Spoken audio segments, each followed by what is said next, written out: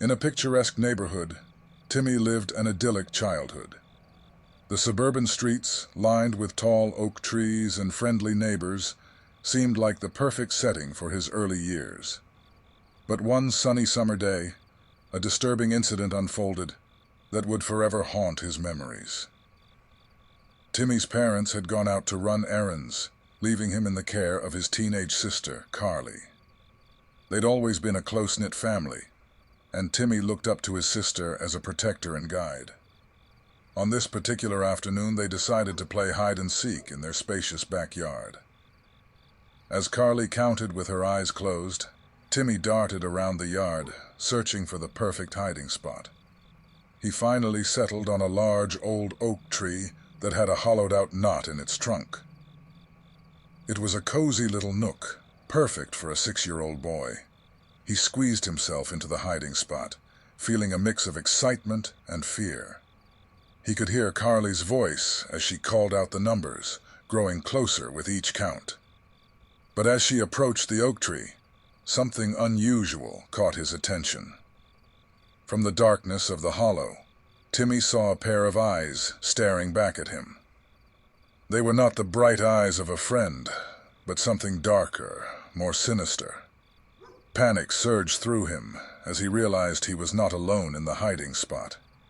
The eyes belonged to a stranger, a disheveled man with a wild look in his eyes. He held a trembling finger to his lips, indicating for Timmy to remain silent. Frozen in terror, Timmy obeyed.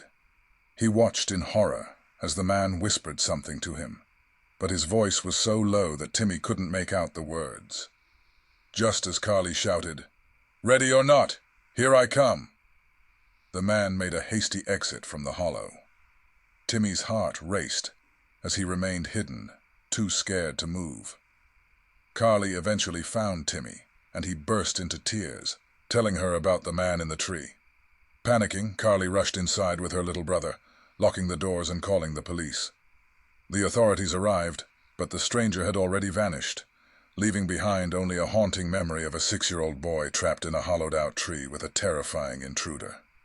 It was a disturbing incident that would forever cast a shadow over their serene suburban neighborhood and leave Timmy with a lingering fear of hidden places. In a dimly lit room in a quaint, aging nursing home, there lay a named Henry, fragile and near the end of his journey in life. His withered face was etched with wrinkles, and his once strong hands now trembled with the weight of his years. He was surrounded by the soft murmurs of fellow residents and the gentle hum of medical equipment. As Henry's family gathered around his bedside, they could see a glimmer of determination in his fading eyes. He beckoned them closer, his voice barely more than a whisper, but his words carried an unmistakable urgency. "I need to tell you a story," he said, his voice cracking with emotion. His family, curious and eager to hear his tale, leaned in closer. Henry began to recount the story of his father's life and the tragic circumstances surrounding his death, a story that had haunted him for decades. Henry's father, John, had been a hard-working man in a small rural town during the early 20th century.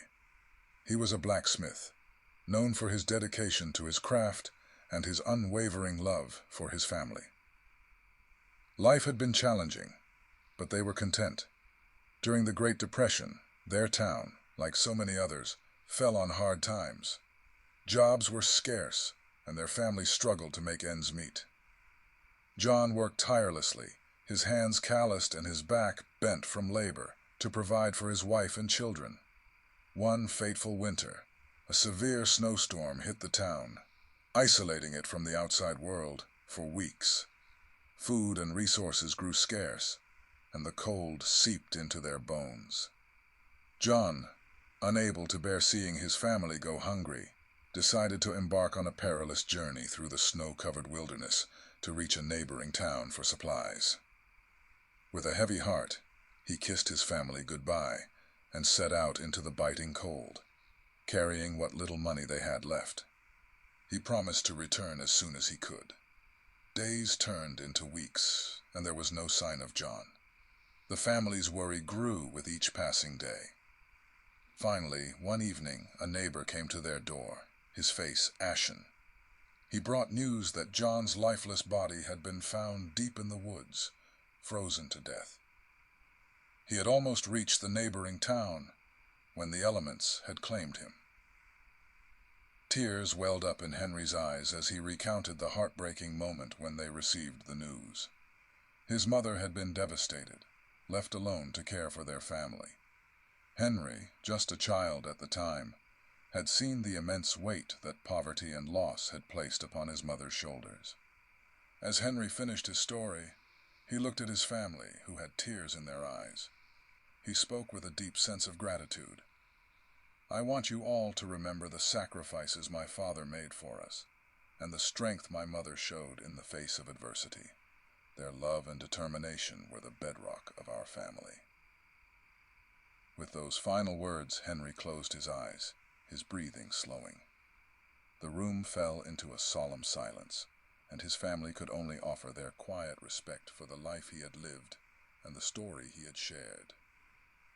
It was a story that, although not filled with horror, carried the weight of real-life struggles, sacrifice, and the indomitable spirit of a man who had given everything for the ones he loved.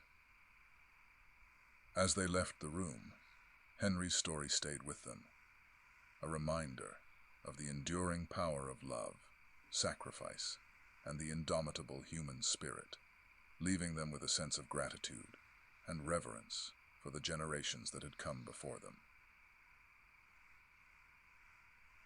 In a small suburban house at the edge of a quiet neighborhood lived a young boy named Ethan. He was an imaginative and curious child who had an unshakable fear of monsters hiding in his closet. Every night, as he was tucked into bed, Ethan would call out for his father, Michael, to check his closet for lurking terrors. "Dad, can you check my closet for monsters?" Ethan's voice quivered with fear.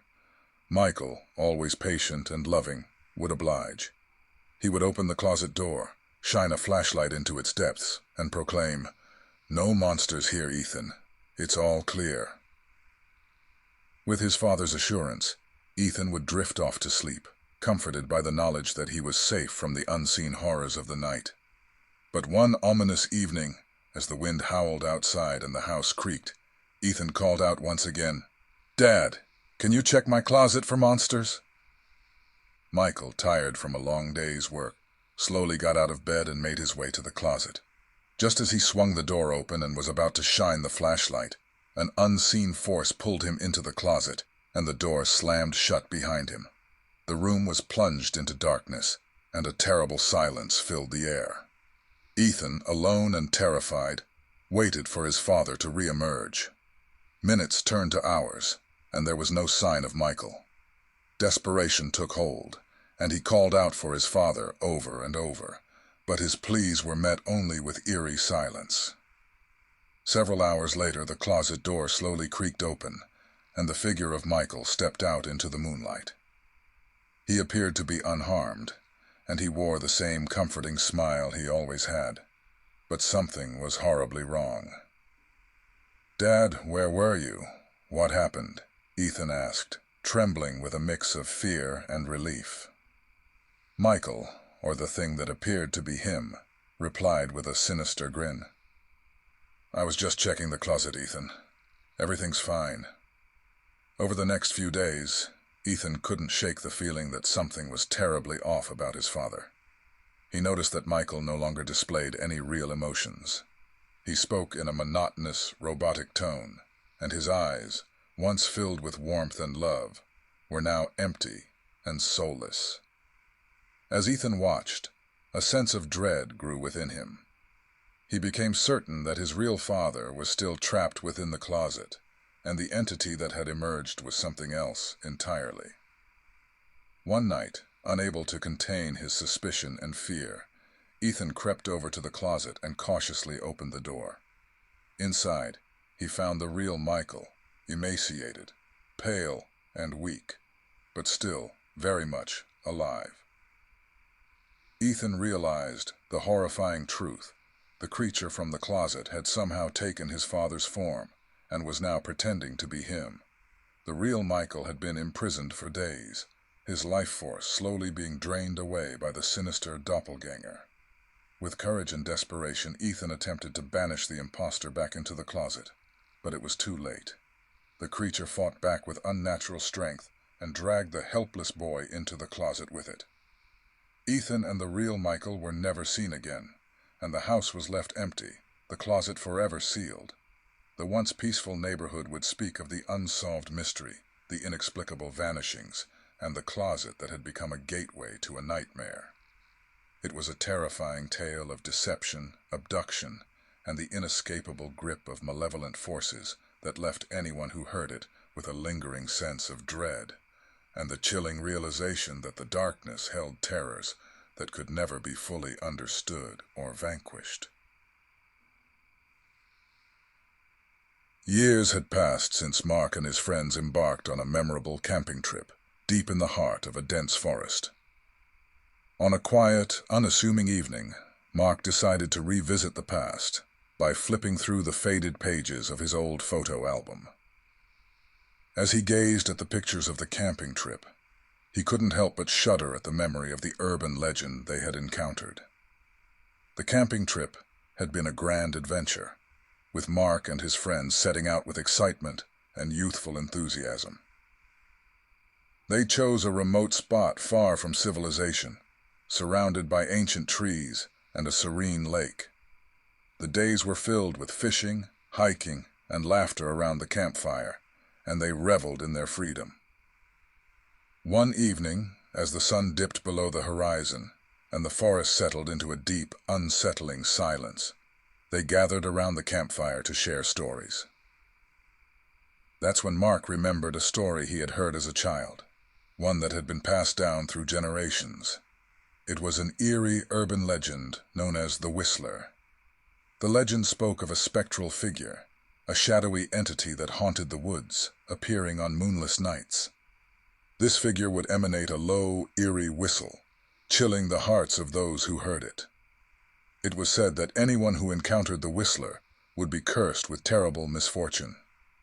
Mark, in a playful and daring spirit, recounted the legend to his friends, and they laughed it off as mere superstition. They believed that such tales were nothing more than the product of overactive imaginations and the campfire's flickering light. But that night, as they lay in their tents under the starlit sky, a haunting sound drifted through the trees, a low, mournful whistle that sent shivers down their spines. Panic seized the group, and they huddled together, straining to see beyond the walls of their tents. The sound drew closer, and suddenly they saw a tall, shadowy figure moving stealthily among the trees. It seemed to glide, its presence otherworldly. Its low, haunting whistle echoed through the forest, chilling their souls. Fear gripped Mark and his friends, and they scrambled to extinguish the campfire, believing that darkness might protect them. They huddled in their tents, clutching their flashlights like talismans, unable to shake the feeling that the Whistler was watching and waiting. As the night wore on, the whistle faded into the distance, and they emerged from their tents at dawn, shaken but alive. They dismissed the encounter as their overactive imaginations and resumed their camping trip, trying to forget the terrifying experience. Years later, flipping through the old photos, Mark couldn't help but wonder, was the Whistler merely an illusion, a manifestation of their youthful fear and imagination? Or had they truly encountered something beyond their understanding? Something that lurked in the darkest corners of the forest. Mark couldn't answer these questions, but the memory of that eerie camping trip and the Whistler's haunting legend still sent shivers down his spine. As he closed the photo album and set it aside, he realized that some stories, even non-haunting ones, held a power that could never be fully explained or forgotten, leaving him with a lingering sense of unease and curiosity about the mysteries of the world.